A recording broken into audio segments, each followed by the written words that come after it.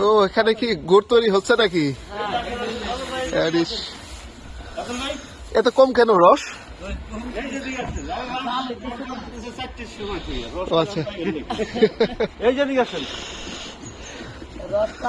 ও আচ্ছা আচ্ছা আচ্ছা।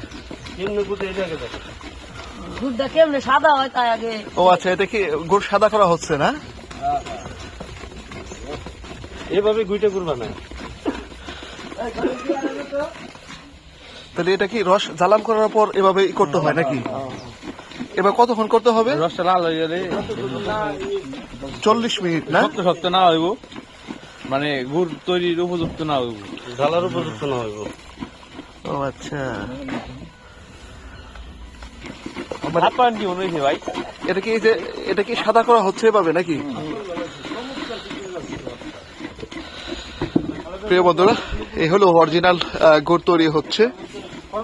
এটাকে রস জ্বালাম করার পর এই রসটাকে গুড় তৈরি করা হচ্ছে। আর এভাবে করলে গুড় সাদা হবে নাকি নাকি জমবে? সাদা হবে, জমবে, দুধ হবে।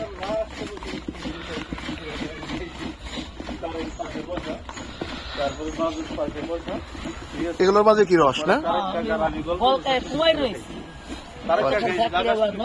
কাঁচা রস রাখলে ডিসকালার হয়ে যায়, আর একটু গরম করে রাখছি, এটা মনে করেন যত সময় লাগবে বানাইতে সমস্যা হবে। ও আচ্ছা আচ্ছা, মানে এটাকে ভালো থাকতো। রস গরম করার পর এখানে রেখে দিচ্ছেন তাই না?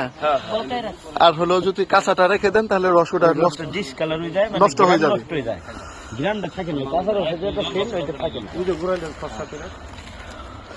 আমার তো শাশুড় শ্বশুর এলাকা দেখছি ঘুরাইলে, তারই তো ঘুরাই কিন্তু করি কলেজের সাবেক ব্রিটিশ।